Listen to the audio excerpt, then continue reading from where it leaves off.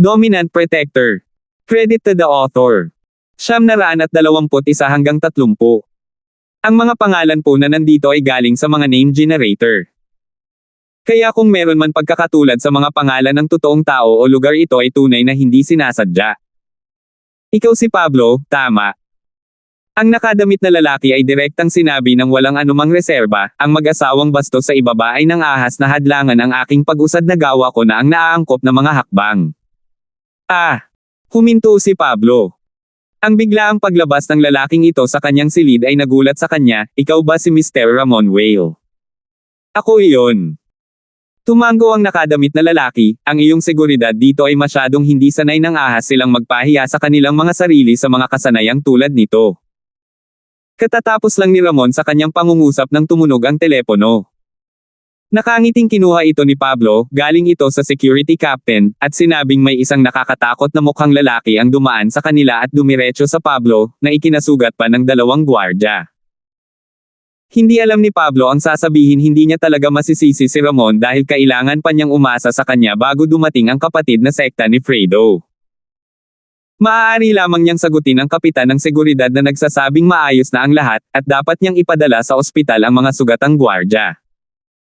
Mr. Whale, sa iyong mataas na pamantayan, hindi mo kailangang ilagay ang iyong sarili sa parehong antas ng mga normal na tao, hindi ba? Ibinaba ni Pablo ang telepono at tumayo. Ipapaubaya ko sa iyong mga kamay ang kaligtasan ko at ng anak ko, Mr. Whale. Magaling. Mayabang na sinabi ni Ramon, ako ay isang Mystic Class Master, kaya hindi issue ang proteksyon. Tungkol sa pagbabayad, gayon paman. Sinabi na sa akin ng kumpanya ng maaga 200,000 bawat buwan, walang problema iyon. Tumango si Pablo nang biglang pumasok si Terence sa kanyang isipan. Tiyak na mura lang ang 30,000, ngunit dahil iyon ang itinakda ng kanyang ama, wala siyang karapatang makialam. Hindi, iyon ang rate ng kumpanya. Umiling si Ramon, ang perang iyon ay binabayaran sa kumpanya para sa akin, kailangan mong magbayad ng 300,000 bawat buwan. Iyon. Huminto si Pablo, hindi inaasahan ang ganoong kalaking tipak mula kay Ramon. Ano, sobra ba? Kung gayon kailangan kong umalis dito. Sabi ni Ramon habang nagsimulang bumangon.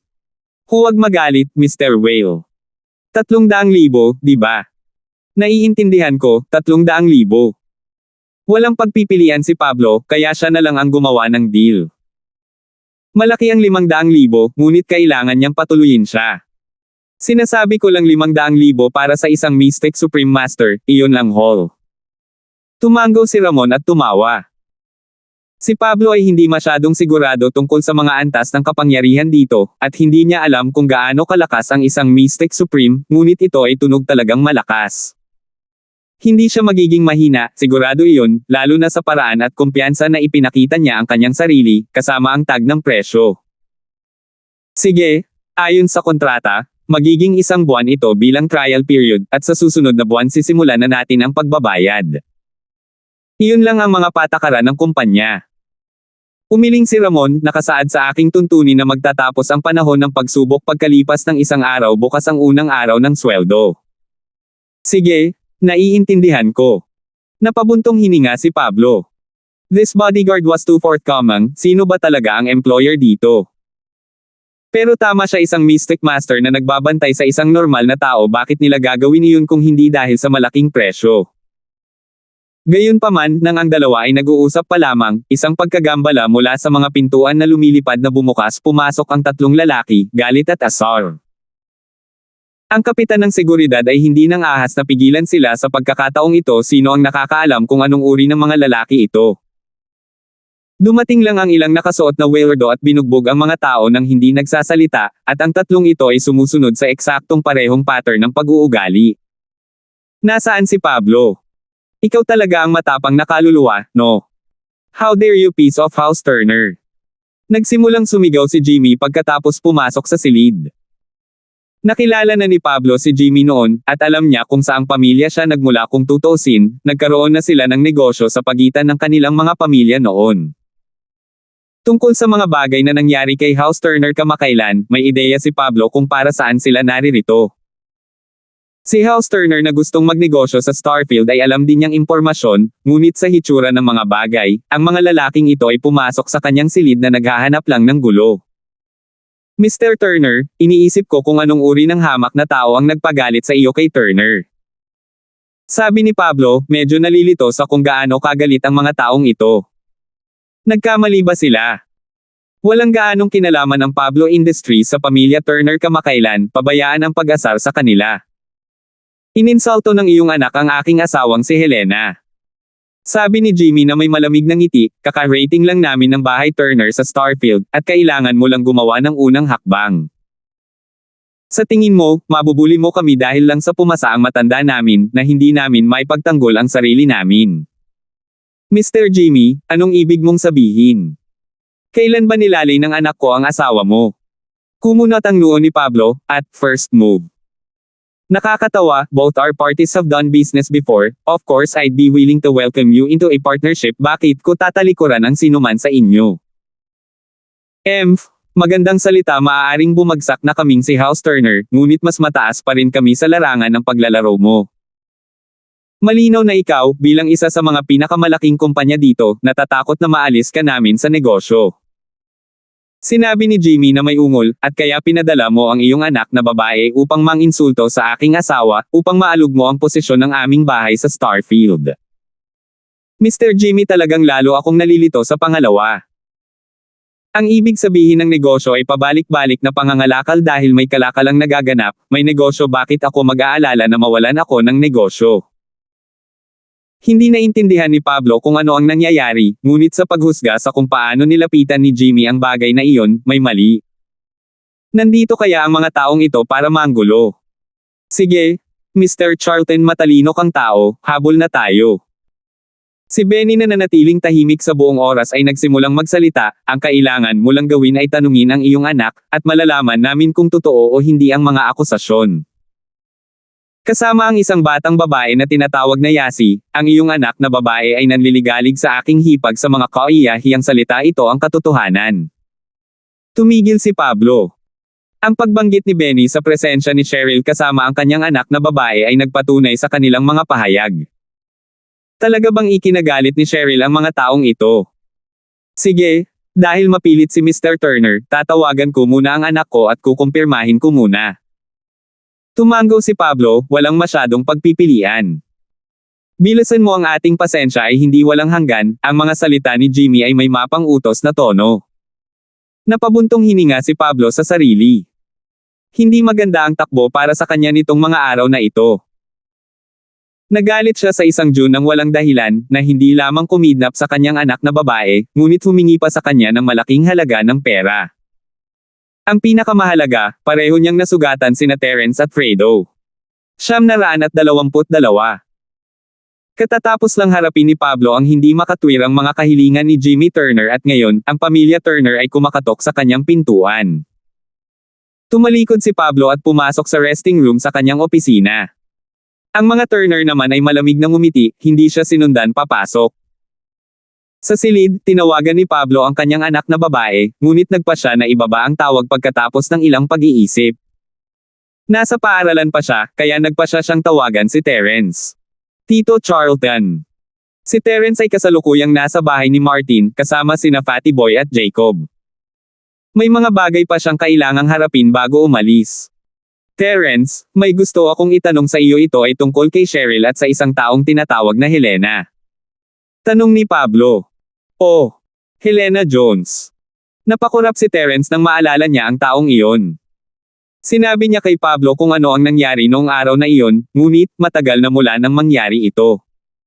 Bakit ngayon mo pa ito tinatanong, Tio Charlton? Si Helena Jones ang asawa ng Jimmy ni House Turner, sila ay kumakatok sa aking pintuan. Bumantong hininga si Pablo. Mula sa sinabi ni Terence, may kasalanan sina Cheryl at Cheryl nang magsimula ang insidente, ngunit ito ay isang maliit na salungatan lamang, sila ay nagsaboy lamang ng kanyang mga damit, pagkatapos ng lahat, at ang dalawang babae ay nag-alok na magbayad at humingi rin ng paumanhin. Si Helena ang naglalayo ng mga bagay. Ngunit ngayon ay ginagamit ng mga Turner ang insidenteng ito para sabihin na ang ginawa ni Cheryl ay kahihiyan. Tila ang mga Turner ay puno ng puot sa puntong ito. Oh! Huminto si Terence, sila ay Turner S mula sa Iron Lake. Nakarating na ba sila sa iyo? Hindi inaasahan ni Terence na ganito kabilis ang kilos ng kalaban matagal na mula nang mangyari ang insidente, ngunit hindi kailanman tumugon ang Turner ng kahit ano. Kailangan lang nilang piliin ang oras kung saan nagdurusa si Uncle Fredo, kasama ang sariling pagkawala ng kakayahan. Dapat ay may higit pa dito kaysa sa nakita ng mata. Gayunpaman, walang magagawa si Terence. Isang beses lang niya nakilala ang 2 taong ito mula sa House Turner, at sa pananaw ng lakas. Wala man lang siyang kapangyarihang bentahe sa kanila. Haha, wala lang, kakayanin ko. Gusto ko lang sana i-confirm sa'yo, don't worry. Napabuntong hininga si Pablo, nakita ang sarili na maswerte na si Ramon ay kararating lang kung hindi, ang mga Turner na ito ay malamang na kumagat sa kanya ngayon. Matapos ibaba ang tawag kay Terence, lumabas si Pablo sa resting room at tumingin sa magkapatid na Turner bago lumingon sa matandang kasama nila. Tumigas ang kanyang mga mata. Hindi pa napansin ni Pablo ang tao noon, ngunit mula sa mas malapitang pagtingin, makikita niya kung gaano kakapal ang layunin ng pagpatay sa taong ito. Maaaring isang normal na tao si Pablo, ngunit kahit siya ay nakakaramdam ng lamig kapag kaharap ang isang master na tulad nito. Ito kaya ang maalamat na Uncle Carlos ng pamilya Turner na narinig niya. Kung oo, tiyak na narito ang mga Turner na ito para magplano. Mr. Turner, nakatawag na ako sa telepono, ngunit tila ang kasalanan ay hindi nakasalalay sa aking anak na babae lamang, hindi ba? Sinabi ni Pablo nang hindi umaatres, kung tayo ay naglalagay ng kasalanan, tila hindi rin ang ugali ng iyong asawa ang pinakamabait. What the F? Anong sabi mo? Biglang nabigla si Jimmy sa sinabi ni Pablo, hindi namin kailangan ng Turner na turuan mo kami kung ano ang gagawin. Si Jimmy mismo ay dating isang malupit na young master bago pumanaw ang matanda, palaging nakikipag-away sa parehong uri ng malupit na tao na nagdudulot ng kaguluhan sa buong paligid. Ang Turner S, gayunpaman, ay nasa kanilang pinakamataas na oras noon kaya ayos lang. Bagamat medyo hamina ang Turner nitong mga nakaraang taon, hindi nila binago ang malupit sa loob ng puso ng young master, hindi ito kinailangan ng labis na galit sa kanya. Hindi inaasahan ni Pablo ang pagsabog ng hindi kagalang-galang na ito mula kay Jimmy, kasama niya ang pagsabog sa mga tao nang makita ang isang hindi kanais-nais na salita. Ganito ba talaga dapat magsalita ang isang taong may background? Mr. Turner, ano ang ibig mong gawin? Nanatiling kalmado si Pablo, sa palagay ko narito ka para magdulot ng kaguluhan, kung gayon. Paano kung ako nga?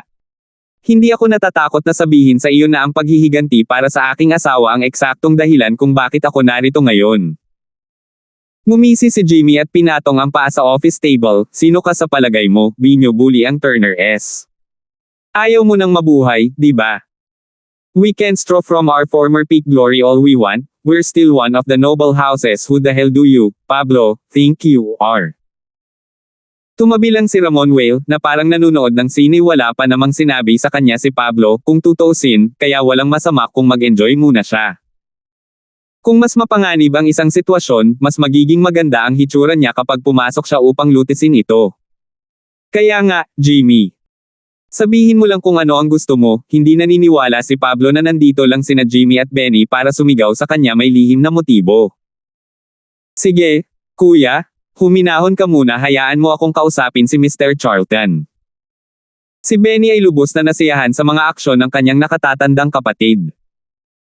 Sa pamamagitan ng pagpapatikim muna kay Pablo ng kanilang lakas, gagawin nitong mas madali ang mga bagay para sa negosasyon sa ibang pagkakataon. Kaya, nagpasya siyang laruin ng magandang card ng pulis. Naniniwala ako na matalinong tao si Mr. Charlton, bibigyan niya tayo ng kabayaran, di ba Mr. Charlton? Noon lang naupo si Jimmy sa sofa na may ungol, frustrated. Sabihin mo lang kung ano ang gusto mo. Alam na ni Pablo kung ano ang pinunta ng mga taong ito dito, natural, gumagamit sila ng dahilan para kunin ang isang bagay mula sa kanya. Magaling. Tumango si Benny, tumingin kay Pablo, kami Turner S, kami ay isang makapangyarihang bahay ngunit hindi na kami kasing lakas ng dati. Gayunpaman, hindi kami isang tao na maaari mong tawirin at iwanan ng ganoon. Anong uri ng pagbabayad ang gusto mo, eksakto? Sabi ni Pablo, itinatago ang galit sa boses niya. Ang mga taong ito ay nagtagal sa pagpunta dito kahit na ang insidente ay matagal na ang nakalipas, at ang oras ay hindi rin nagkakamali, na parehong sina Fredo at Terence ay nasugatan. Naghinala si Pablo na darating lamang sila pagkatapos marinig ang balita. We don't want much. Si House Turner ay pumunta sa Starfield para sa negosyo, in the first place. Tingnan natin, Mr. Charlton, bakit hindi mo ibigay sa amin ang iyong Pablo Shopping Center at Pablo Hotel, kasama ang maliit na halagang 200 milyon. Hahayaan na lang namin ang mga bagay-bagay kung mabayaran ang nararapat na kabayaran, sambit ni Benny. Ang ganitong uri ng bagay, kung tutuusin, na kailangan mula sa pinakamatataas na presyo, pagkatapos ng lahat, mula sa pinakamatataas na presyo, pagkatapos ng lahat, na kailangan sa pag-usad mula sa pinakamataas na presyo. Goron para sa kompromiso.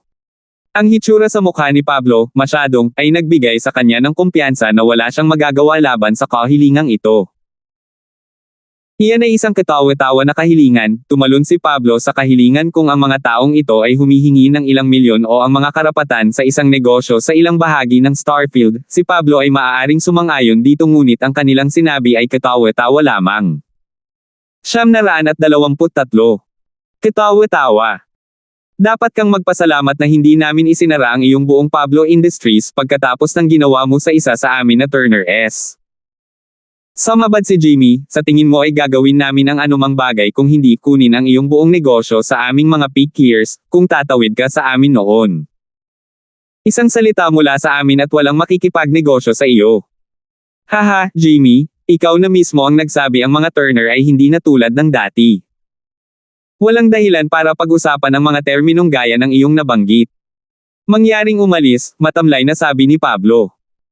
Dahil hindi nila nilalayo na maging makatwiran, mayroon lamang ang daan ng puot para sa magkabilang partido sa hinaharap. Iniisip ni Pablo na hindi naman talaga matatalo ang Pablo Industries sa malaking negosyo ni House Turner at ang kanilang pagkakakilanlan bilang isang marangal na bahay total, bagong dating sila sa Starfield. Pablo, huwag mong subukan ang aming pasensya. Napatalon si Jimmy, ano ang ginagawa mong makapangyarihan? Maaaring hindi na kami kasing lakas ng dati, ngunit paano ka? Sa tingin mo ikaw pa rin ang Pablo mula noong nakaraan. Alam mo ba kung bakit kami napunta sa iyong pintuan? Alam mo ba kung bakit?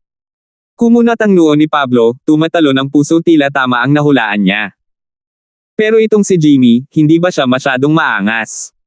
Yung driver mo, si Fredo, nasugatan na siya, nakoma pa rin, di ba?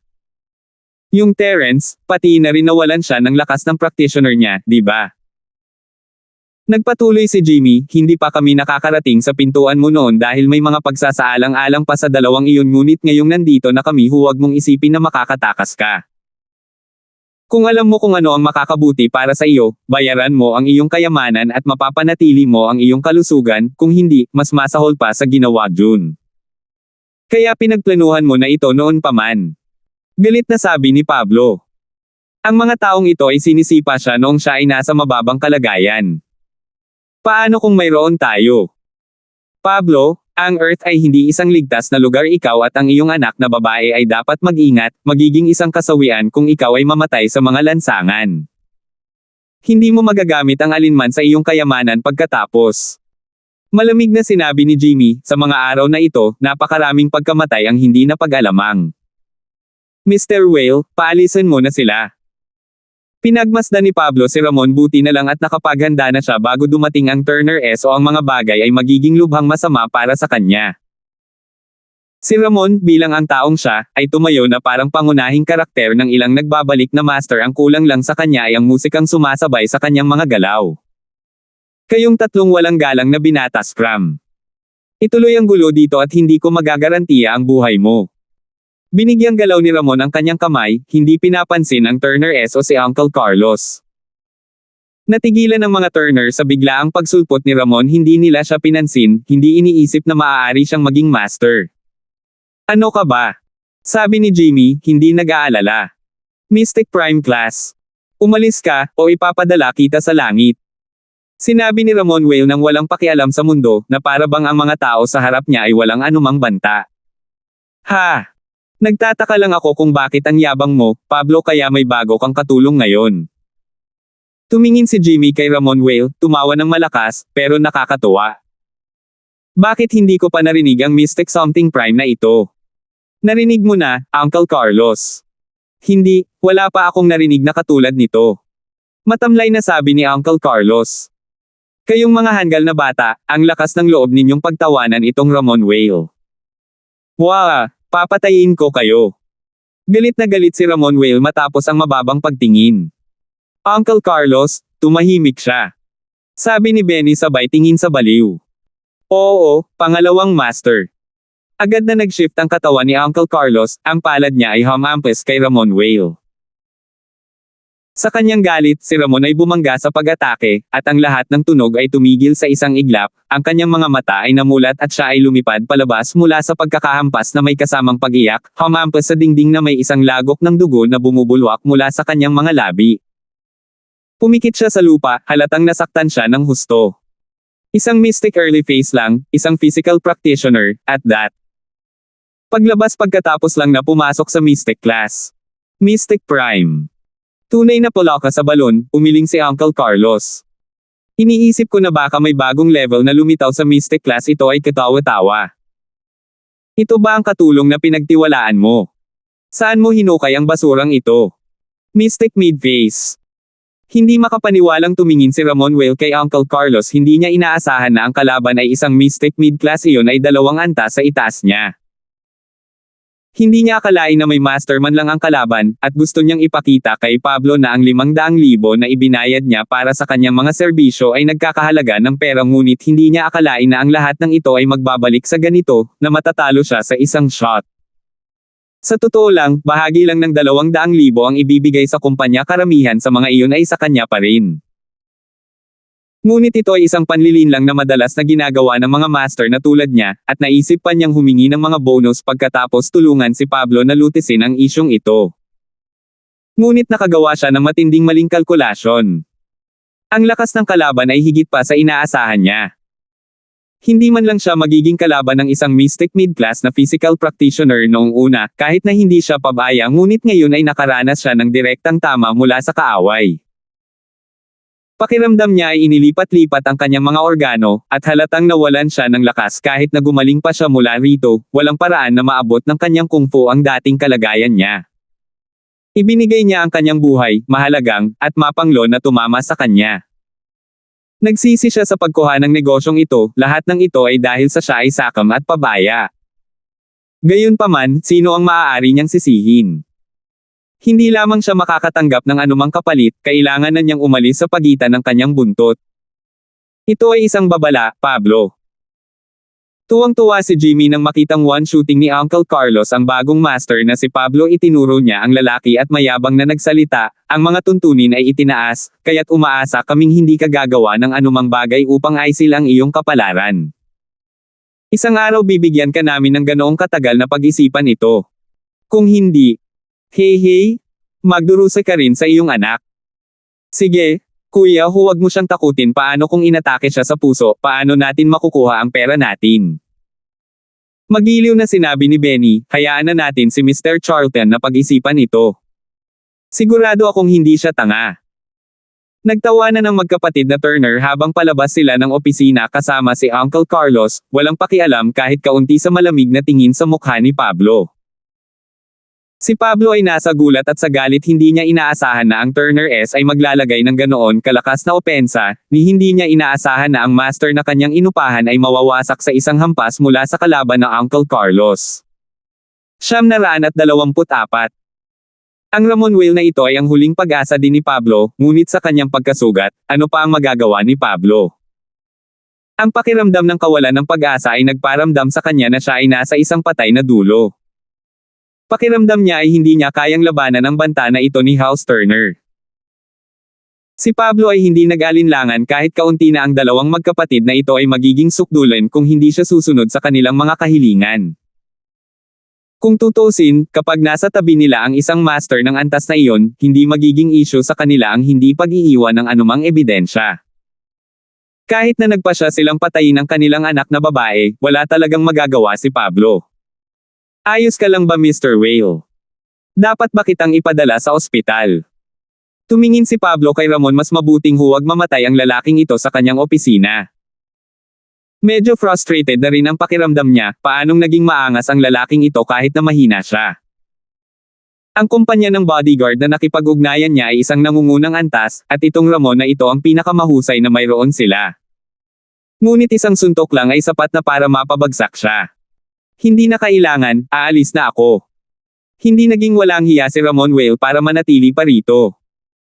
Siya ay nagduso ng matinding pinsala, ngunit ang paglalakad ay hindi dapat magdulot ng problema sa kanya. Pulang-pula ang mukha, dali-daling lumabas ng opisina ang lalaki at naghanap ng lugar na magpapagaling sa sarili. Walang magawa si Pablo. Maaaring siya ay isang matangkad na figure sa Pablo Industries na tumawag sa mga shot, ngunit walang sino man ang maaari niyang pag-usapan ang isyong ito. Si Fredo ay nakoma, at si Terence ay nawalan ng lakas. Ayaw sabihin ni Pablo kay Terence ang nangyari dahil mag-aalala lang ito sa kanya, at mananatili pa ring hindi neresolba ang problema. Nagnganga ang mga ngipin ni Pablo. Tila kailangan niyang pasanin ang pasanin na ito ng mag-isa. Pakiramdam niya ay mayroon siyang mga panlabas na mananakop at panloob na salungatan sa parehong oras. Ang mga Turner na ito ay walang katotohanan, maaari rin nilang ninakawan siya sa liwanag ng araw. Ngunit, kahit na ganoon wala man lang siyang magagawa. Si Jimmy at Benny ay lumabas ng gusali kasama si Uncle Carlos, pareho silang nasiyahan sa tuktok. Si Pablo talaga ang kasama sa chismis, natalo niya ang kanyang mga master fighters. Bakit pa may Ramon na lalaki sa halip na ang kanyang dalawang pinagkakatiwalaang lalaki? Ngunit ang Ramon Whale na iyon ay talagang walang silbi, nahulog mula sa isang pag-atake lamang. Little brother, sa tingin mo tatalima si Pablo sa mga hinihingi? Siguro masyado na tayong napunta sa kanila. Nag-aalalang sinabi ni Jimmy nang makapasok sa kotse, hindi ba't 200 milyon lang ang napagkasundoan natin? Ang pagtatanong para sa kanyang shopping center at hotel pati na rin ay maaaring pilitin siyang tumawid. Hey, ganyan talaga ang negosasyon, ngumiti si Jimmy, tiyak na sa amin ang dalawang negosyong iyon, pero ang 200 milyon. I'm guessing Pablo wouldn't have those funds in the first place, we'd be lucky if he could squeeze out 50 million. This was also so that we'd be bargalish for him to send the money. Ang aming paraan, pagkatapos ay malugod naming tatanggapin. Hahaha. Pinag-isipan mo ito ng mabuti, kapatid. Totoo, kami ang nangingibabaw na partido dito. Ang paggawa ng ganoong kahilingan ay nangangahulugan na susubukan ni Pablo na makipag-ayos sa kanyang pabor. Pero kung hindi niya gagawin, magkakaroon tayo ng nakakabaliw na haul. Masayang tumango si Jimmy matapos marinig ang paliwanag. Kuya, dahil matagumpay na naming binyantaan si Pablo, dapat mong banggitin ito kay Master Irving. Tutal, ang impormasyon ay nanggaling sa kanyang panig. Masama kung hindi namin sinabi sa kanya ang tungkol sa mga resulta, sabi ni Benny pagkatapos tumawa si Jimmy. Oo. Muling tumango si Jimmy, iyan ay matalinong pag-iisip, kapatid.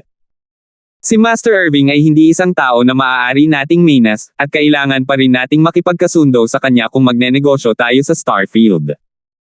With that, nilabas niya ang phone niya at tinawagan si Master Irving. Nabalitaan lang ni Irving mula sa ulat ni Coldy na ang Turner S ay papunta na sa Pablo Industries. Siya mismo ay inaabangan ang mga resulta. Si Irving at Coldy ay mas maingat ngayon. Sinigurado nilang suriin ang kalagayan ni Terence at nakumpirma na ang kanyang pagbagsak, ngunit nagkaroon ng kaso na napanatili niya ang kanyang mga kakayahan sa kabila ng matinding pinsala kasama si Uncle Zo. Natakot siya na si Terence ay muling naglalagay ng balat ng tupa na inaakit ang kanyang mga kaaway. Kaya hindi sila personal na pumunta sa Pablo at nagbigay ng impormasyon sa mga Turner sa halip na hayaan silang subukan si Terence. Mabilis niyang kinuha ang phone call mula sa Turner S. Hello. Ako si Irving Hale. Master Irving, ako si Jimmy. Si Jimmy ay maaaring isang henerasyon na mas matanda kay Irving, ngunit binigyan pa rin niya siya ng higit sa sapat na paggalang dahil sa kanyang background. Oh, Theo Turner. Ano ang problema?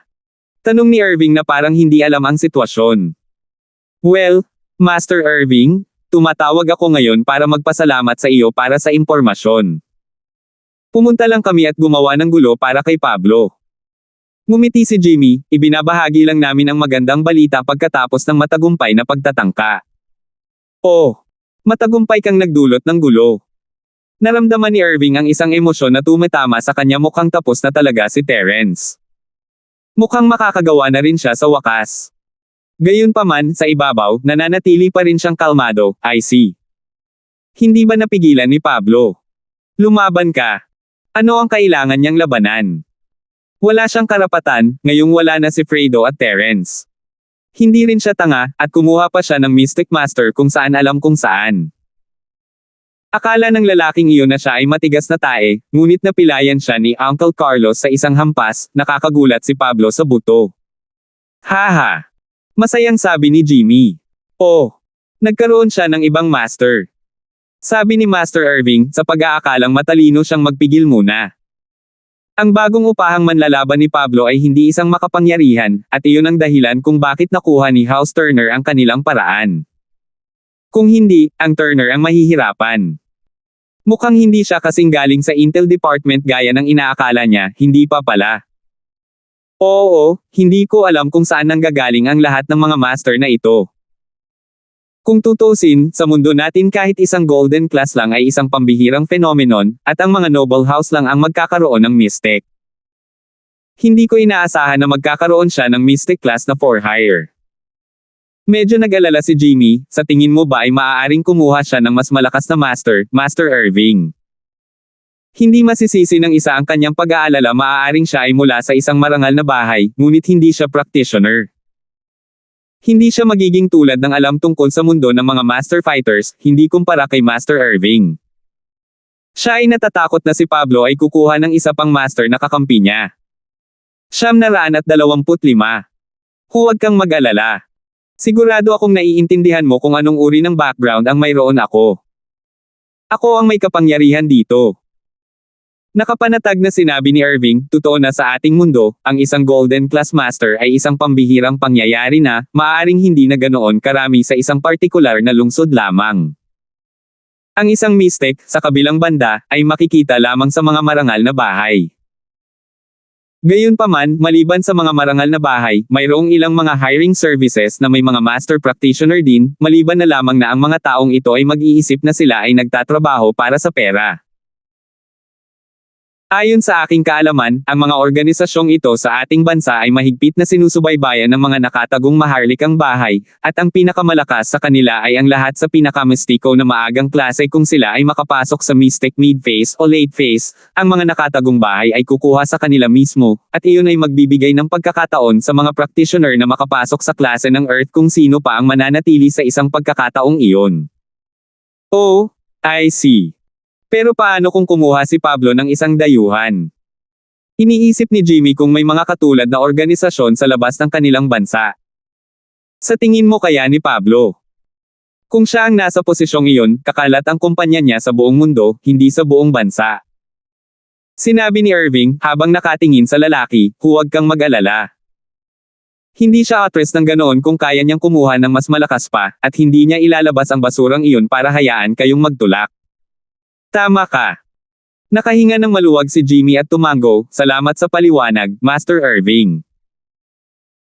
Ngayong nasabi mo na sa akin ito, feeling ko dapat kumagat na rin ako sa cake. Anong mga hinihingi niyo sa kanya? Tanong ni Irving. Bahagyang natarante si Jimmy nang marinig ang intensyon ni Master Irving, hindi pa man lang natutugunan ang kanyang mga kahilingan, intensyon ba ni Master Irving na ibahagi ang sopa sa kanya? Gayunpaman, hindi siya naglakas loob na magsalita laban dito. Hiniling namin sa kanya ang kanyang negosyo sa shopping center at ang kanyang hotel, kasama ang 200 milyon. Ah, I see. Medyo naiingit si Irving sa mga sandaling ito, tila kailangan na niyang magmadali at kumilos na rin, baka ang Pablo Industries ay kainin ng buhay ng iba. Ngayon na ang oras. At kaya ayaw ni Irving na makipag-usap ng sobra kay Jimmy pagkatapos ng ilang maikling salita, ibinabanan niya ang tawag. Medyo nag-aalala si Jimmy habang mabilis na lumingon sa kanyang kapatid, little brother, mukhang interesado rin si Irving na kunin mula kay Pablo. Sa tingin mo ba mas kikita pa tayo kung gagawin niya ang parehong bagay? Mukhang masama ito. Haha, masyado kang nag-aalala ngayon, kuya. Buong pusong iwinagayway ni Benny ang kanyang kamay, ito ang sitwasyon ngayon, kung mas maraming kaaway ang umaapak kay Pablo, mas mabuti ito para sa atin. Mas marami ang mas mabuti. Oh, bakit ganon? Si Jimmy ay hindi kasing talino ni Benny, hindi niya naiintindihan. Pag-isipan mo ito sa dami ng mga kaaway na ito, talagang mapipilitin ng lalaki sa isang sulok. Ano pa ba ang maaari niyang gawin kundi ibigay ang kanyang mga mahahalagang bagay? Kahit na nakakuha siya ng isa pang katulong, kaya ba nila ang napakaraming kaaway? Paliwanag ni Benny, kung kami lang ang nasa opensa, iisipin niya na may pagkakataon pa, at sa psychology na iyon, lalaban siya, hindi sumusuko. Nakikita ko. Tumango si Jimmy, ang talino mo talaga, kapatid. Mukhang kahit na hindi tayo makakaya, sa parehong oras, mas malaki rin ang posibilidad na ang halagang ginagarantiyahan. Eksakto. Kaya, wala tayong dapat gawin ngayon, hayaan si Master Irving na gawin ang gusto niya, at kapag nasa dulo na ng kanyang lubad si Pablo, pupunta tayo at bibigyan siya ng kaunting push. Magtataka ako kung hindi siya sumuko. Sabi ni Benny. Si Irving, sa kabilang banda, ay nagmamadali upang tipunin sina Coldy, Gerald, at Fabian. Siya ay nagpaplano sa paggawa ng isang hakbang sa Pablo Industries, dahil ang lahat ay kalaunan ay kukuha ng kanilang bahagi ng cake at siya ay hindi magkakaroon ng marami para sa kanyang sarili. Sa puntong ito, tinatrato na niya ang kayamanan ni Pablo bilang kanyang pag-aari na tatakot siyang manako ito ng iba sa kanya. Old Gene? Old song, pamilyar kayo sa Pablo Industries. Anong klaseng excuse sa tingin mo ang dapat nating gamitin sa oras na ito para humingi ng pera kay Pablo? Diretsyong sabi ni Irving. Walang dahilan para itago ang anuman sa kanyang mga pinagkakatiwalaang lalaki, pinuntahan siya ni House Turner sa kadahilanang napahiya ang kanyang asawa, paano naman tayo? Sa larangan ng paglalaro ay naglalaro si Irving sa kabila ng katotohanang ito ay hindi makatwiran, kailangan pa rin ng ilang uri ng dahilan. Kung hindi, ito ay halos literal na pagnanakaw sa araw kung malalaman ito ng mga tao. Iyon ay isang bagay na gagawin ni Terrence. Si Irving ay hindi ganoon kabastos. Ang iba't ibang antas ng mga tao ay may iba't ibang mga patakaran, at walang sino man ang susubukan at suwiin ang mga ito. Ang lahat ay mahuhulog sa kaguluhan kung hindi. Ngunit itong si Terrence, wala siyang pakialam sa mga alituntunin ng mataas na lipunan, kahit kaunti. Siya ay sumunod sa kanyang sariling mga patakaran, hindi pinapansin ang lahat ng iba pa at ibinabato ang kanyang mga wild card. Ito ang dahilan kung bakit ni minsan ay hindi nakamit ni Irving ang anumang bagay mula sa pakikipaglaban niya sa kanya. Ngayong nagkaroon na siya ng pagkakataong guluhin si Pablo, walang pagkakataon sa impyerno na hahayaan niya ito. Ang negosyo ng real estate ng Pablo Industry ay isang bagay na pinaglalawayan na niya pagkatapos ng lahat, at magkakaroon na rin siya nito, kung hindi dahil sa mga pagkagambala ni Terrence. Ang kaunting alitan natin ay kay Terrence.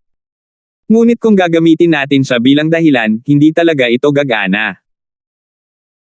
Sabi ni Coldy, maaaring medyo katawa-tawa ang palusot ni House Turner, ngunit totoo na inis ni Cheryl ang kanilang Helena. Alam ko. Nandito ba ako at nakikipag-usap sa iyo kung pwede akong pumunta at humingi na lang ng pera sa kanya? Umirap si Irving, inis, lahat, magmadali at mag-isip ng ilang ideya. Nag-aalala ako na lahat ng mga kaaway ni Pablo ay kumilos kapag lumabas ang balita, at mas kakaunti ang makukuha natin kung mahuhuli tayo. Mayroon akong ideya, Master Irving. Biglang sinabi ni Gerald, ngunit ito ay magiging isang maliit na pagnanakaw sa dilim. Ayos lang iyon hanggat hindi pagnanakaw sa araw, hindi lalabag ang mga patakaran. Sinabi ni Irving, ang kailangan lang natin ay palusot lang. Sa palagay ko pinagpapawisan na si Pablo sa pag-aalala, walang paraan na hindi siya susuko kung pupunta tayo at pagbabantaan siya. Well, ganito. Dati akong nasa board of shareholders, di ba? Nag-iingat ako ng isang piraso ng dokumento na pinirmahan ni Pablo sa sarili niya, isang walang laman na dokumento. Naisip kong suhulan ng ibang miyembro ng board at gamitin ito sa pagpeke ng isang dokumento na nagdedetalye kung paano pipirmahan ni Pablo ang kanyang posisyon bilang chairman, ngunit ang batang si Terrence na iyon ginulo niya ang lahat mula sa grasya, at hindi ko nagawang gamitin ang dokumentong iyon. Sabi ni Gerald, paano kung peke tayo ng business ownership transfer document? 926. Oh. Sinasabi mo na dapat tayong gumawa ng dokumento na nagsasabing ipapasa sa atin ni Pablo ang kanyang negosyo sa real estate, at pagkatapos ay pilitin na lang siyang umamin kapag nagawa na ang kasulatan. Nagningning ang mga mata ni Irving. Oo. Sa puntong ito, kahit alam niyang peke iyon, sa sitwasyong kinalalagyan niya, walang dahilan para mainas siya sa atin. Maaari natin siyang takutin, at sasabihin kung istorbo siya, papatayin natin ang kanyang anak. Sigurado akong hindi siya lalaban. Tumango si Gerald na may malademonyong mukha. Kinasusuklaman niya si Pablo, at ngayong may pagkakataon na siyang bayaran siya, natural lang na gagawin niya ito ng buong puso. Ano sa palagay ninyo? Tumango si Irving habang nakatingin sa dalawa. Magandang ideya ito, Master Irving. Maaari nating hayaan si Sumaowang na sundan tayo at takutin si Pablo, sigurado akong hindi siya lalaban. Tumango si Coldy. Napagdesisyonan na. Tumawa si Irving at hinayaan si Gerald na magsagawa ng pamemeki. Sa Iron Lake, sa loob ng bahay ng pamilya York, magkasamang nakaupo sina Leon at Biden. Si Daryl York ay nakaupo sa upuan sa tabi nila. Nagising na si Kevin, at, sa gitna ng kanyang mapanglo at desperasyon, sinabi sa dalawa kung paano siya nasugatan. Bagamat ang kanyang sariling kapabayaan ay dapat ding sisihin sa hindi paggawa ng pagsasaliksik bago pagalitin si Terence, hindi kailanman aaminin ng mga York na sila ang may kasalanan. Itinulak nila ang lahat ng responsibilidad sa balikat ni Terence ng mag-isa. Ikalawang kapatid, kailangan mong ipaghiganti ako. Ngayong alam na natin na si Terence ang may gawa nito, ang ibang mga bahay ay minamaliit tayo kung tayo ay tatayo at walang gagawin. Ang puot ni Biden ay sumikat, pinilya ni Terence ang kanyang anak, ang kanyang pag-asa. Si Biden ay natigil sa antas ng kanyang kapangyarihan para sa kanyang buhay, at inilagay niya ang lahat ng pag-asa sa kanyang anak. Sino ang mag-aasang darating ang isang trahedya ng biglaan, na lubusang napilayan ang kanyang anak? Paanong hindi siya mapakali? Ayon kay Lil, Kevin, si Terence ay isang mystic early phase. Ang pagpatay sa kanya ay kasing dali ng isang wave ng kamay. Sinabi ni Leon, ang problema, anong klaseng background mayroon itong Terence? Bilang isang mystic early phase nitong batang ito ay napakabihirang sa mga kabataan ng mga maharlikang bahay. Maaaring siya ay mula sa isang tagong bahay. Natigilan si Biden nang marinig ang pagsusuri, na kalimutan niya ang lahat tungkol sa background ni Terence noong siya ay naghihiganti. Nagsimula siyang mag-alala kung talagang sinanay si Terence mula sa isang tagong pamilya, hindi magiging ganoon kasimpleng isyo ang pagpunta sa kanya ng Yorks. Pero, Lil, Kevin. Malungkot na bumantong hininga si Bide. Ang background ni Terence ay isa lamang, haka-haka, hindi kami sigurado kung mayroon siya. Huminahon ka. Sinabi ni Leon, susunod tayo sa Orengal na plano, at ipapadala si Lil, Feng para magsaliksik. Magdedesisyon tayo pagkatapos nating maunawaan ang kanyang posisyon. Kung gayon, hindi ito makakatulong. Tumango si Bide, medyo maalat, dapat ba tayong pumunta sa Pablo noon, kung si Terence ay wala sa limitasyon ngayon? Kung hindi dahil sa kanyang anak na babae, na nagutos ng pagpatay kay Lil, Kevin, hindi ito mangyayari. Hindi pa nila mapupuntahan si Terence, ngunit may galit pa rin sa puso ni Bide. Bilang resulta, pansamantalan niyang inilipat iyon kina Pablo at Cheryl sa ganang kanya, habang si Terence ang may kasalanan, si Cheryl ang utak. Hindi niya maaaring hayaan siyang maglakad ng libre. Sa hitsura ng mga bagay-bagay, si Terence ay isang bodyguard na inupahan ni Pablo, na namamahala sa pagprotekta sa kanila.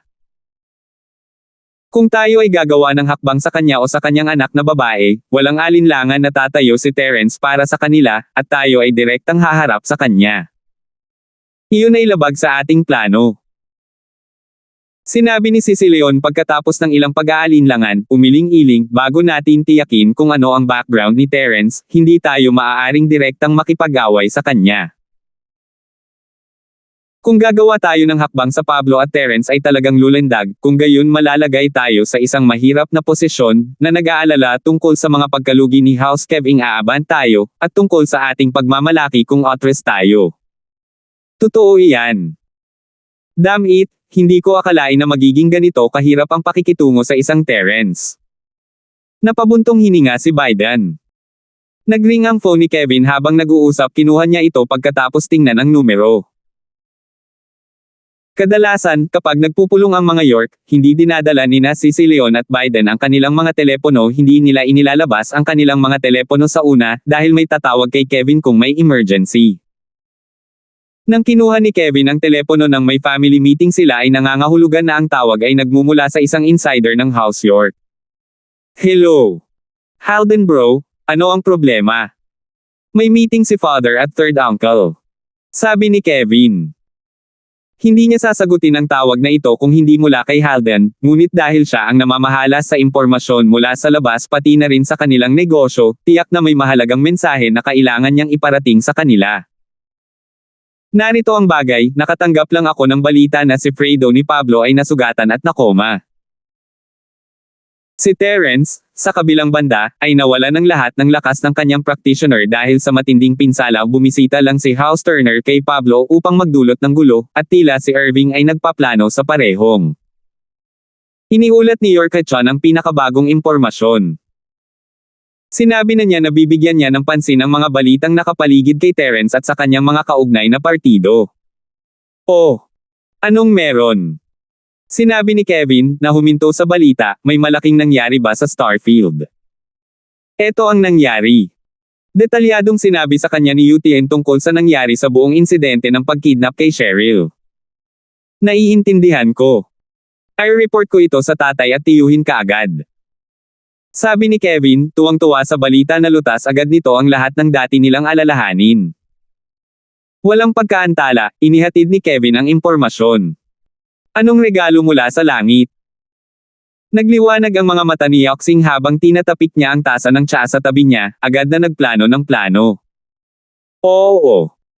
Ang pagkawala ni Terence sa kanyang kakayahan ay nangangahulugan na ito ang perpektong pagkakataon para mag-strike. Tuwang-tuwang tumango si Kevin. Papatayin ko si Terence nang walang anumang pressure ngayon. Anak ka. Sino man ang tingin ni Sisi Leon ang anak? Si Terence ay maaaring nawala ang kanyang mystic strength, ngunit hindi pa rin namin alam ang kanyang background. Paano na lang namin siya aatake ng ganoon? Ako. Ngunit, baldado na si Terence, ngunit walang tumatayo para sa kanya. Hindi ba ito nagsasabi sa atin na walang anumang background sa simula pa lang? Nag-analyze si Kevin, medyo maalat kung pakakawala na nila si Terence ngayon, kung talagang galing siya sa isang makapangyarihang pamilya o kung ano-ano, tatayo na lang ba sila habang binyo-bully siya? 927. Minsan, may bottom line para sa ilang bagay. Hanggat hindi naughty trigger ang bottom line na iyon, hindi tayo makakagawa ng conclusion para sigurado. Sinabi ni Sisi Leon habang sinimulan niyang i-lecture ang kanyang anak, kung si Terence ay mula sa isang nakatagong pamilya, kung gayon siya ay nasa karaniwang mundo bilang mahigpit na pagsasanay, bakit pa ang isang mystic ay magiging bodyguard para sa isang negosyante? Sa palagay mo ba ay posible pa iyon? Kung ito ay isang 40 o 50 taong gulang na lalaki na hindi na makalusot, o kung ito ay isang pisikal na practitioner, marahil ay naabot ang kanyang pisikal na practitioner, kaya't sila ay naging isang mayamang tao, kaya't sila ay naging isang mayamang practitioner. Bodyguard. Pero itong si Terence ay wala pang 20, ang kanyang potensyal ay walang limitasyon. Totoo yan, hindi ako magiging bodyguard kahit gaano pa kalaki ang inaalok nila, maliban kung ito ay para sa mga layunin ng pagsasanay at pagkakalantad. Tumango si Kevin pagkatapos itanong sa kanyang ama, mukhang kulang pa ako sa karanasan, hindi ko maisip na malayo. Kami nang tiyuhin mo sa edad namin, kung wala ng pag-asa ang paglusot, baka naging bodyguard na kami ng ilang mayayamang tao kung mahuhulog sa biyaya si House York. Kahit na ganoon, hindi ka namin hahayaang maging bodyguard kahit gaano pa kahirap, dahil ikaw ang pag-asa sa hinaharap ng House York. Sinabi ni Sisi Leon, kaya ang mahirap na lugar ngayon ni Terence ay maaaring isang uri ng pagsasanay at pagdurusa para sa kanyang sariling ikabubuti, isang bagay na pinlano ng mga tao sa likod niya. Nariyan ang kasabihang kailangan mong makaranas ng sakit at kabiguan na patibayin ang iyong katawan at kaluluwa, upang sanayin ang iyong isip, upang hindi ka kumilos ng basta-basta, upang mamuhay ka ng isang buhay na makikinabang sa iyong sarili. Ito ay isa pang anyo ng pagsasanay ng isang practitioner. Kung gayon. Ama, sinabi mo na ito ay regalo mula sa langit. Naguguluhan si Kevin bakit ganoon ang sasabihin ng kanyang ama kung hindi siya sang-ayon sa paglipat kay Terence. Hindi namin mahawakan si Terence, ngunit maaari naming pumunta sa Pablo. Ngumiti si Sisi Leon. Oh. Di ba sinabi mo kanina na direktang sasalungat sa atin si Terence kung gagawin natin iyon, kuya? Napahinto si Biden, medyo nalilito. Iyon ay bago nawala ang kakayahan ni Terence. Kung malakas pa siya, tatalon siya kapag nahawakan natin si Pablo. Sinabi ni Sisi Leon, ngunit ngayon, ano ang posibleng gawin niya pagkatapos tumalon? Totoo iyon, ngunit paano kung ang kapangyarihan sa likod ni Terence ay hindi ito mapanatili at lumabas? Ayos lang iyan, mauunawaan natin kung ano ang background ni Terence. Mas magugulo talaga ako kapag hindi sila lumitaw. Ngumiti si Sisi Leon. Ngunit kahit na sila ay magpakita, wala talaga silang magagawa sa atin, House York. Lahat ay nangangailangan ng dahilan, at ang pakikipag-usap natin kay Pablo at hindi kay Terence ay nangangahulugan na maaari na lang natin silang bigyan ng mukha at umalis. Wala silang dahilan para tawirin tayo, House York, dahil kung tutuusin, malakas din ang ating background. Brilliant, talagang brilliant. Sinabi ni Biden nang marinig ang pangangatwiran, kung gagawin natin ito, kung gayon, anuman ang resulta, hindi magdurusa si House York. Kahit na hindi lumitaw ang suporta ni Terence, may kikitain pa rin tayo mula kay Pablo para hindi masasayang ang ating mga pagsisikap. Ngunit kung lalabas sila, mauunawaan natin kung ano ang background niya. Eksakto, iyon mismo. Sinabi ni Sisi Leon, ang susunod nating hakbang ay pag-isipan kung anong uri ng mga kahilingan ang gagawin dahil gumawa na si House Zin ng isang katawa-tawang kahilingan, kailangan nating gumawa ng isang bagay na mas sukdulan, natural. Hindi natin maaaring pabayaan ang pagkakataong ito. Pare, iminumungkahi ko na ipasa ni Pablo ang kanyang mga bahagi sa amin ng House York, at pagkatapos ay ipadala niya ang kanyang anak na babae dito upang pagsilbihan ang aking pinsan na si Kevin. Iminungkahi ni Daryl, ipaubaya mo sa akin. Not a bad suggestion, pero hindi ka muna dapat magpakita. Ikaw ang hidden card na gagamitin namin para labanan si Terence. Sinabi ni Sisi Leon, ibibigay namin sa iyo ang isyong ito, bahid sumama ka kay Halden sa Starfield, at ihatid ang aming mensahe kay Pablo. Sige kuya. Tumango si Biden na puno siya ng galit kay Pablo, kailangan niyang ipakita sa kanila kung saan siya ginawa. Sa Starfield, sa loob ng opisina ni Pablo ay may dalawa pang hindi tinatanggap na bisita. Sila ay sina Sumaowang at Coldy. Umaabot na sa limitasyon ang galit ni Pablo nang makita niya ang dokumentong dala nila. Kakaalis lang ng mga Turner, at narito na ang mga tao ni Irving. Walang katapusan ang mga alon. Sa pagtingin sa sarili niyang lagda sa dokumento ng kasunduan, naramdaman ni Pablo ang isang malalim na pakiramdam ng kawalan ng kakayahan. Lagda niya iyon, oo, ngunit hindi siya pumayag sa dokumento. Ngunit hindi iyon mahalaga, tila, dahil nilinaw ni Coldy na kukunin na lang niya ang lahat sa kanya. Hindi inisip ni Pablo na nagkataon lang ito, kakaalis lang ng Turner S, at ilang sandali pa ay nasa pintuan na niya ang mga tauhan ni Irving. Pinlano nila ito. Mr. Charlton, hindi mo tatanggihan ang isang dokumento na pinirmahan mo mismo, hindi ba? Matamlay na sinabi ni Coldy, kailan mo ipapasa ang negosyo ng real estate sa aming Irving Real Estate? Nakasaad sa kasunduang ito na ang mga gusaling pinaghirapan mo, pati na rin ang ilang iba pang item, ay ibibigay lahat sa amin. Hindi ko pinirmahan ang kasunduan, alam mo iyon, malamig ang mga mata ni Pablo, alam nating lahat kung bakit ka naririto. Gusto mo ang negosyo ko sa real estate, kaya ngayon mo lang napagdesisyonan na nakawan ako nito. Medyo gana. Haha, hindi tama iyon, Mr. Charlton. Naparito lamang kami upang bawiin ang pag-aari namin, matamlay na sabi ni Coldy, Mr. Charlton, ipapayo ko na huwag gumawa ng isang bagay na hindi makatwiran. Hindi ba kayo nagtutulak sa akin sa gilid sa pamamagitan ng paggawa nito?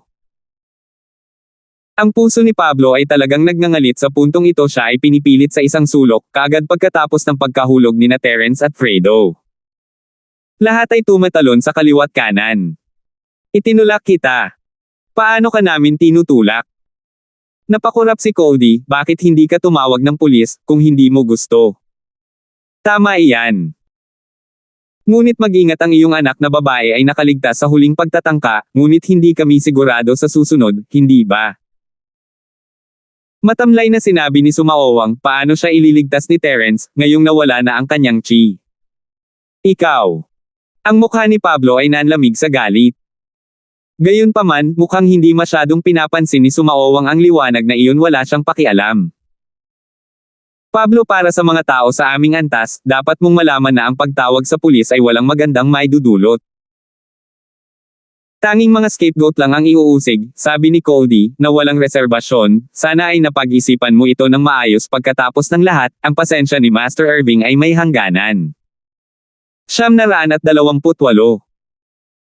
Tama, nakalimutan kong sabihin ito sa iyo, ngunit bukod sa pagiging eksperto sa pagkalason, isa rin akong spiritual practitioner ng mystic class. Matamlay na sabi ni Sumaowang habang nakatingin kay Pablo. Nilinaw ng kanyang tono na isa itong babala. Bigyan mo kami ng sagot sa loob ng 2 araw. Tumayo sina Cody at Sumaowang at lumabas ng opisina ni Pablo na parang nagawa na ang gawa. Bagamat totoo na talagang nanalo sila, mula sa paraan ng pagkilos ni Pablo ngayon malinaw na wala siyang dapat isagot. Ibang-iba ito sa huling pagkakataon nang pumunta sila sa kanya para sa impormasyon. Ang Pablo pagkatapos ay binubuo at pinaalis siya ng ilang salita, dahil kahit nasugatan si Terence, nanatili ang lakas ng kanyang practitioner. Si Pablo ay mayroon pa ring Terence bilang isang card na laruin. Ngunit iba ang mga bagay ngayon. Kung wala ang tulong ni Terence, si Pablo ay higit pa sa isang matabang prutas na hinog na para sa pagpupulot. Pagtingin sa dalawa ay umalis na siya, hindi niya maiwasang mapabuntong hininga. Hindi niya akalain na napakawalang kwenta niya, hanggang sa puntong hindi na siya makapagbitaw ng kahit isang sagot sa mga banta nila. Tanging kapag ang mga kumbensyonal na pamamaraan ay lahat ay hindi naaangkop, si Pablo ay tunay na nakaramdam ng desperasyon. Siyempre, naintindihan niya kasabay nito na ang swerte niya ang dapat sisihin din sa dami ng bilyonaryo dyan, kailangan lang niya maging single ang pumasok sa kanilang hunting vision.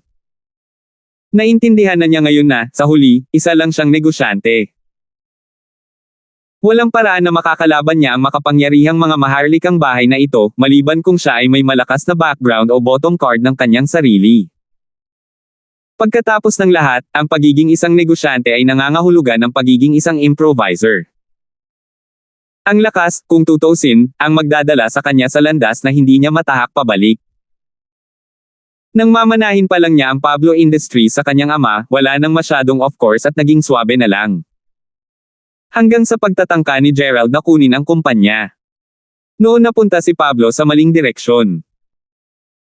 Kung hindi dahil sa pagdagdag ni Terence sa kumpanya, ang pinakamahusay na aksyon ni Pablo laban sa Cody ay hatiin ang kumpanya ng real estate at ibenta ito kay Irving sa mababang presyo para manatiling buhay ang kanyang kumpanya. Minsan, kailangang gumawa ng mga kompromiso kapag nagnenegosyo. Kung hindi siya matalino sa kanyang mga paraan at asar sa mga taong hindi niya dapat tinawid, mahuhulog siya sa isang sitwasyon na hindi na niya mababawi. Ngunit pinayagan niya ang isang taong kasing kapangyarihan ni Terence na sumali at nagdulot iyon ng direktang salungatan sa isa pang superpower, si Irving. Natural lang, ayos lang kung patuloy na mananatili si Terence sa tabi ni Pablo, ngunit sa sandaling may nangyaring mali kay Terence, inaasahan lang na si Irving ay sasampalin. Sa wakas ay naunawaan ito ni Pablo. Parang sila ang may kapangyarihan, na siya ang dominanteng partido. Pero hindi pala iyon ang tamang gawin. Sa bahay ni Martin, umiling si Terence matapos tapusin ang tawag kay Pablo. Ang biglaang pagsulpot ni House Turner ay nagparamdam kay Terence na walang magawa. Wala siyang magagawa. Ito ay hindi magandang pakiramdam para sa kanya sa lahat. Sa kabila ng lahat, hanggat hindi pa siya umaalis, nagtatrabaho pa rin siya sa Pablo. Ngunit ngayon ay tila kailangan niyang ipit ang kanyang pag-asa sa bagong master na si Pablo na nagtatrabaho. Boss, anong problema? May gulo ba? Sabi ni Fatty Boy na parang may nararamdaman sa isang tingin sa nakakunot na kilay ni Terence. Wala lang. Mapait na ngumiti si Terence. Halos hindi na niya kayang protektahan ang sarili niya ngayon. Wala siyang magagawa para kay Pablo. Huminga siya ng malalim. Lahat ng ginawa sa kanya ng kaaway ngayon. Babayaran niya sila ng buo. Tito Martin, Fatty Boy, aalis na ako sa Starfield. Pumunta ako dito ngayon para magpaalam. Sabi ni Terence habang itinutulak niya ang pagkauhaw sa paghihiganti sa loob niya, mahinahong kinakausap ang dalawang lalaking nasa harapan niya bago tumingin kay Jacob. Mag-iiwan ako ng mga bagay sa inyo. Ah, boss. Aalis ka. Bakit? Tumalon si Fatty Boy mula sa sofa, naisip niya na tinawag siya ni Terence para makipag-usap sa negosyo, para pag-usapan ang mga potensyal na estratehiya para sa kumpanya, hindi para magpaalam.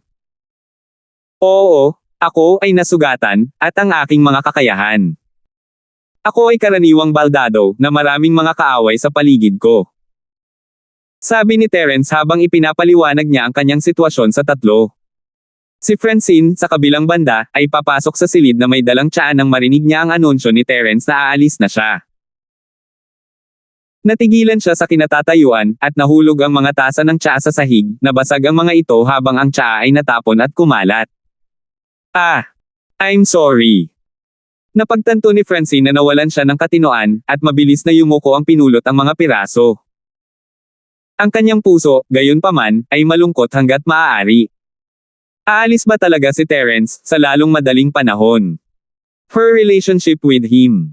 Wala pang ang nagsisimula. Malapit na ba itong matapos bago iyon? Nawala ang isip niya sa sandaling iyon, ang puso niya ay nagulo. Ang kanyang makinis na mga kamay ay pumutol sa salamin, at gumuhit ang dugo na nagtanggal sa kanya mula sa kanyang blangkong tingin. Francine, okay ka lang ba? Mag-ingat ka. Sabi ni Martin, nag-aalala habang nakatingin sa dugong lumalabas. Okay lang, scratch lang. Mag-iingat ako. Medyo nahihiyang sabi ni Francine. Sa pagkakaroon ng napakaraming sugat araw-araw, si Francine ay hindi estranghero sa dugo. Nagpunta lang siya para alagaan ang sarili niyang pinsala. Fatty Boy, bigyan mo siya ng isang bote ng gamot natin. Nagdala ka ng maraming sample ngayon, tama? Nagmamasid na sabi ni Terence. Oo, boss. Ang mukha ni Fatty Boy ay hindi mas maganda kaysa kay Francine, puno ng kalungkutan sa pag-iisip ng pag-alis ni Terence.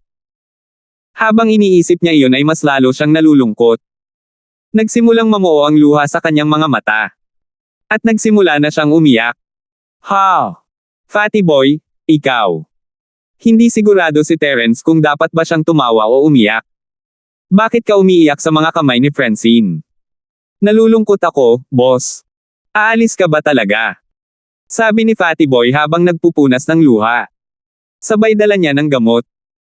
Kailangan pa rin niyang makinig sa mga utos ni Terence, sa kabila ng labis na kalungkutan.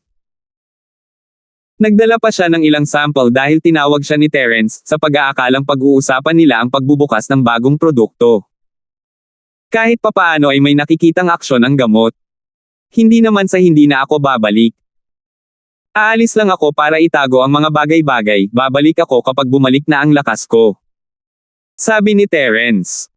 Hindi ito makakaapekto sa kumpanya ng gamot. Boss, ngunit ang buhay ko ay magiging kulay abo at walang saysay kung hindi kita makikita.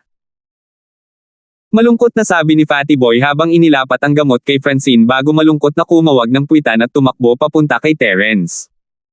Huwag kang umalis, boss. Huwag mo akong iwan, waa. 929. Si Jacob ang unang nalaman na aalis si Terence. Narinig niya ito mula kay Josephine, na nagsabi kina Willa at Joreline na sasamahan niya si Terence pabalik sa dati niyang tahanan. Natural, naabisuhan din si Jacob. Maaaring siya ay binubuo at marangal ngayon, ngunit ang kanyang puso ay kasing awa ng kay Fatty Boy. Hindi niya masyadong kilala si Terence, ngunit si Terence ay naging tunay niyang kapatid, ang kanyang kaibigan. At itinuring niya si Terence bilang kanyang amo. Ang mga pagbabagong dinala ni Terence sa kanyang buhay ay napakalaki. Sa loob lamang ng kaunti sa isang buwan, naging kumpiyansa na siya sa isang karera. Ito ay isang bagay na hindi niya naisip sa nakaraan. Gayunpaman, kahit gaano pa niya kagustong manatili siya, wala siyang paraan para gawin iyon ni Terence. Sinubukan na ni Josephine ang kanyang kamay, at sa huli, aalis siya kasama niya sa halip na itago si Terence sa Starfield. Nagkaroon pa si Jacob ng salpok na sumunod at isama si Turner Fenn para hanapin si Terence, ngunit nagawa niyang kontrolin ang sarili. Hindi magiging loyalty iyon, manggugulo lang. Ang pagbabalik ni Terence ay para makabawi siya sa kanyang mga sugat at maiwasan ang kanyang mga kaaway, bakit siya pupunta? Maaari rin siyang manatili at tulungan si Terence na pamahalaan ang kumpanya sa abot ng kanyang kakayahan, iyon ang dapat niyang gawin, at iyon ang gustong makita ni Terence. Sige, tumigil ka na sa pag-iyak. Alam ni Terence kung anong uri ng iyakin itong si Fatty Boy at hindi siya masyadong nagulat sa biglaang pagluha. Si Martin, na nanatiling tahimik hanggang ngayon, ay nagsalita. Terence, actually, kung mas gugustuhin mong manatili, may suggestion ako. Stay. Anong suggestion? Kumurap si Terence at tumingin sa kanya. Terence, ano ang tingin mo kay Francine? Sabi ni Martin pagkatapos huminga ng malalim. Ano? Nanlaki ang mga mata ni Terence habang nakikinig kay Martin. Kakasabi lang ni Pablo sa kanya kanina, kaya natural lang, alam ni Terence kung ano ang pinagdadaanan ni Martin. Hindi kaya gusto niyang maging manugang din niya si Terence. Parang naging maayos ang lahat para sa kanya sa departamentong ito. Lolo Martin, bakit mo ba ito natanong? Ngunit nagkunwari si Terence na parang hindi niya naiintindihan. Magandang babae si Francine, maganda siya, at magaling magluto. Si Francine, na naglalagay ng gamot sa kanyang pinsala, ay natigilan ng marinig ang tanong. Siya mismo ang naiintindihan kung ano ang ginagawa ng sarili niyang lolo. Kung tutuusin, alam niyang gusto siya nitong isama kay Terence. Kaya lang ay hindi niya masyadong ipinahayag ang kanyang sariling emosyon sa panlabas na paraan, isinasaisip na may kasintahan si Terence. Ngunit nagpanik ang kanyang puso nang iharap ni Martin ang lahat kay Terence. Hindi siya masyadong umasa dahil pakiramdam niya ay ang pagkagusto sa isang tao mula sa mga anino ay medyo umiinit sa sarili nitong karapatan, hindi ito tulad ng kailangan niya itong makuha, basta't manatili siya sa tabi nito at pinagmamasdan siya. Gayunpaman, gusto pa rin niyang malaman kung ano ang saloobin ni Terence sa kanya. And so, she acted as if nag-apply pa siya ng gamot. Ang kanyang mga tainga, gayunpaman, ay nagpanting at handa na para sa sagot. Nang marinig niya ang mga papuri nito sa kanya, naramdaman niyang nalunod ang puso niya sa pulot. Ang mga bagay na sinasabi ni Terence. Hindi ba naging perpektong asawa ang mga iyon? Bumilis ang paghinga ni Francine, at namula siya. Nagustuhan niya ba siya? Haha, kung oo, kung gayon, paano kung bigyan ko kayong dalawa ng aking basbas? Natatawang sabi ni Martin. Kung ikaw ang magiging manugang ko, ikaw ang magiging tagapagmana ng miracle doctor skills ni Martin. Natural, hindi mo ako kailangang turuan ng kahit anong gamot, ngunit mayroon akong pangalan. Hindi ka dating nagugulo ang mga kaaway mo noon. Maaaring isa lamang akong iskolar, ngunit ang mga marangal na bahay ng mundo at ang mga matataas na tao sa mundo ay iginagalang nila ako. Hindi naman nagyayabang si Martin na unawaan ni Terence na kung tatanggapin niya ang alok dito, kahit na asar si Irving, hindi siya makakalaban kay Martin sa publiko. Pagkatapos ng lahat, si Martin ay nagkaroon ng suporta ng isang buong grupo ng mga marangal na bahay at makapangyarihang mga tao. Si Martin ay isang sikat na dalubhasa sa medisina sa bansa, at maraming tao ang nakinabang sa kanyang mga kasanayan. Ang kanyang mga koneksyon ay kumalat sa malayo at malawak. Ako. Hindi talaga alam ni Terence kung ano ang isasagot ngayon. Nandoon din si Francine, kaya kung tatanggihan niya ito ay masasaktan ang babae, at hindi iyon ang gusto niya.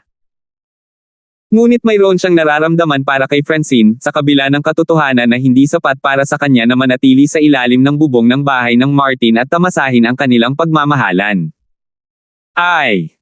I'll get some tea, you guys continue. Hindi inaasahan ni Francine na diretsyong iharap ng kanyang lolo ang buong bagay sa harap mismo ng kanyang mukha, syempre, hindi siya makakatagal dito. Subconsciously, nakahanap siya ng dahilan para bumangon at matisod sa kusina para magtago. Akmang hahawakan ni Terence ang kanyang sagot sa mungkahi ni Martin nang bumukas ang pinto ng bilya, kung saan pumasok si Alexander na madilim ang mukha, malungkot. Pare, ano ang iniisip mo? Paano mo nalang ipapakasal si Francine sa isang tao, at kapag may kaakibat na panganib? Higit pa rito, si Francine ay ipinangako na sa isang tao, kaya kahit na ang kasal ay hindi na dapat makipag-ugnayan man lang sa kanilang partido. Bakit ngayon ka gagawa ng sarili mong desisyon? Matagal na siyang nasa labas ng bilya at nakikinig, ngunit hindi na niya ito napigilan ng marinig ang mungkahi ng kanyang ama na ipakasal ang kanyang anak sa binatang si Terence na ito. Nagkaroon na siya ng masamang impresyon kay Terence sa simula, at ngayong may problema si Terence, walang paraan na papayag na lang siyang gumamit ng ganitong paraan para magtago mula sa gulo. Paano kung ang problema ay dumating sa Francine sa halip? Alexander, wala ka bang manners? Hindi mo ba nakikitang nasa kalagitnaan ako ng meeting? Umalis ka dito, umalis ka. Hindi inaasahan ni Marty na makikita niya ang kanyang anak na basta-basta na lang pumapasok, naglalabas ng mga salita ng walang pakialam sa kanyang posisyon, naiinis siya nito, at bihirang bagay iyon. Aalis na ako, pero nag-aalala ako na niloloko ka. Kaya't ginamit na niya ang pangalan mo, pero ayaw kong madamay ang anak ko. Napa-M si Alexander bago hinawakan si Francine at umalis. Hindi alam ni Francine ang gagawin sa sandaling iyon, hindi niya inaasahan na magkakaroon ng ganoon kalakas na banggaan ang kanyang ama at lolo. I'll take my leave muna, Lolo Martin. Ipauubaya ko na ang kumpanya sa inyo ni Fatty Boy. Bahagyang nagkibit-balikat si Terence bago tumayo. Wala siyang masyadong masabi sa sitwasyong tulad nito, at hindi niya talaga kayang makialam sa mga gawain ng sambahayan ni Martin. Sige, pero tumawag ka bago ka umalis. Ipapadala kita. Sinabi ni Martin pagkatapos bumantong hininga, nauunawaan na ang kanyang mungkahi ay hindi nakapanipaniwala habang siya ay tumango ng humihingi ng tawad kay Terence. 930. Fu. Nagpakawala ng buntong hininga si Terence pagkalabas ng bilya. Ang biglaang pagkagambala ni Alexander ay isang uri ng solusyon sa problema para sa kanya, kung hindi niya alam kung paano tumugon sa isang sagot. Kahit na mamimiss niya si Francine, ang babaeng ito ay nag-iwan ng malalim na impresyon sa kanyang puso. Ngunit hindi maaaring manatili si Terence. Walang ibang dahilan, kailangan niyang humanap ng paraan para mabawi ang kanyang lakas. Tama ang sinabi ni Martin. Maaaring nawala ang kanyang kakayahan sa pakikipaglaban, ngunit naroon pa rin ang kanyang mga kasanayan sa medisina. Kaya niyang makamit ang mataas na posisyon kung iyon lang. Bagamat para kay Terence, ang mga kasanayan sa panggagamot ay isang pangsuportang utility lamang. Ang pagkakaroon ng lakas ay ang pinakamatatag na asset. Ang hindi inaasahan ni Pablo ay ang dalawa pang hindi inanyayahang bisita na dumating sa kanyang opisina bago siya umalis sa trabaho sa dapit hapon. Ang mga empleyado ay halos lahat ay natitira, maliban kay Pablo. Kinagat niya ang kanyang mga ngipin at gumawa ng napakahirap na desisyon, at iyon ay ang pag-oo sa Turner S at sa kahilingan din ni Irving. Hindi niya makatutuhanang matupad ang kabuuan ng mga hinihingi ni House Turner, ngunit magagawa niyang ibigay ang shopping center at ang hotel. Tungkol sa 200 milyong pondo, hindi iniisip ni Pablo na ibigay iyon. Siya ay isang matalinong tao mismo, at malalaman niya mula sa tono ng magkapatid na Turner na ang presyong ito ay mapag-usapan. Si Irving, sa kabilang banda, ay hindi payag na magbigay ng negosasyon. Hiniling niya ang pinakamalaki at pinakamahalagang kumpanyang mayroon si Pablo sa simula pa lang. Ang kumpanya ng real estate mismo ay hindi karapat-dapat sa marami, ngunit ang ilang piraso ng lupa sa pagkakahawak nito ay, kasama ang maraming nangungunang kalidad na mga bilya na nagkakahalaga ng ilang dosenang milyon bawat isa. Ngunit alam ni Pablo na ito ang gusto ng kalaban, wala siyang pagpipilian kundi ito pa rin ito. Ang tanging pag-asa niya ngayon ay iwanan siya ng Turner at Irving pagkatapos niyang ibigay sa kanila ang maraming benepisyong ito. Ang Pablo Industries ay wala nang matitira, ngunit ito ay sapat na para hindi ito halos makayanan at magpatuloy sa negosyo. Ngunit, tulad ng ginawa ni Pablo sa desisyon, muling bumukas ang mga pinto ng kanyang opisina.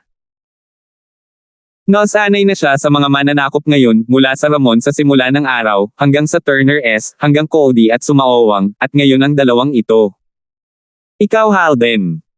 Kilala ni Pablo ang isa sa mga bisita. Alam niyang siya ang namamahala sa negosyo ni House York, ngunit hindi niya alam kung sino ang isa pang nasa katanghaliang gulang na lalaki. Hindi masama, Chairman Charlton. Alam mo kung sino ako. Tumawa si Halden, ngunit ang kanyang tingin ay nagsabi sa kanya na ito ay isang taong nakikita ang kanyang sarili bilang isang superior nila lang. Maaaring siya ay isang negosyante, ngunit siya ay isang negosyanteng namamahala sa negosyo ni House Yu, siya ay mas mataas sa antas ng kay Pablo. Tumigas ang mukha ni Pablo sa mga pag-alit na bisita. Ang biglaang pagsulpot ni House York ay nagbigay sa kanya ng napakasamang pakiramdam. Nandito ba sila para manggulo rin? Hindi masisisi ng isa si Pablo sa ganoong pag-iisip. Tutal, dalawang grupo na ang lumapit sa kanya para gawin iyon. Bumalik sa villa, sina Terence at General Wilson ay nakipag-away din kay Kevin, na napilayan siya. Hindi nakakagulat na dumating ang mga York. At maaari ko bang tanungin kung bakit binisita ito ni Mr. York?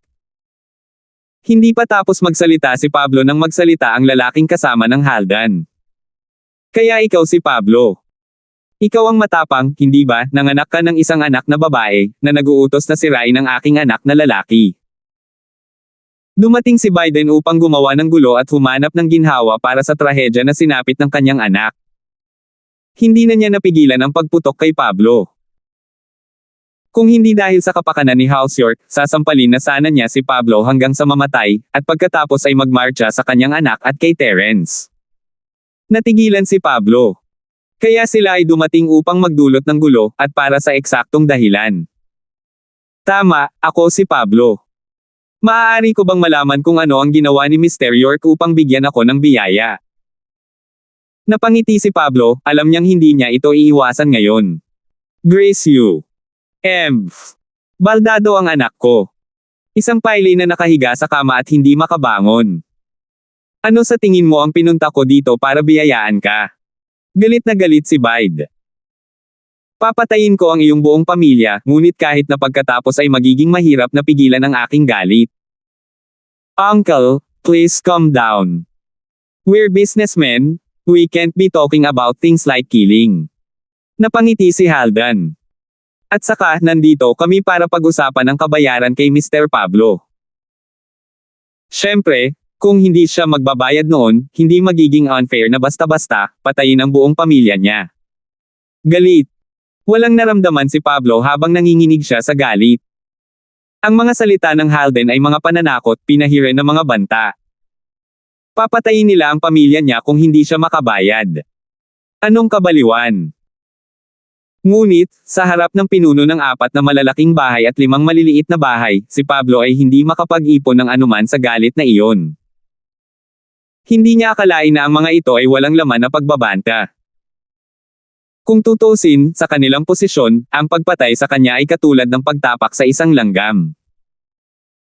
Kahit na ginawa ang mga pagsisiyasat, hindi mabilang ang dami ng mga scapegoat sa kanilang pagtatapon. Si Kevin ang unang sumalakay sa kanilang tahanan, at ngayon ay sinisisi nila siya sa kanyang pinsala.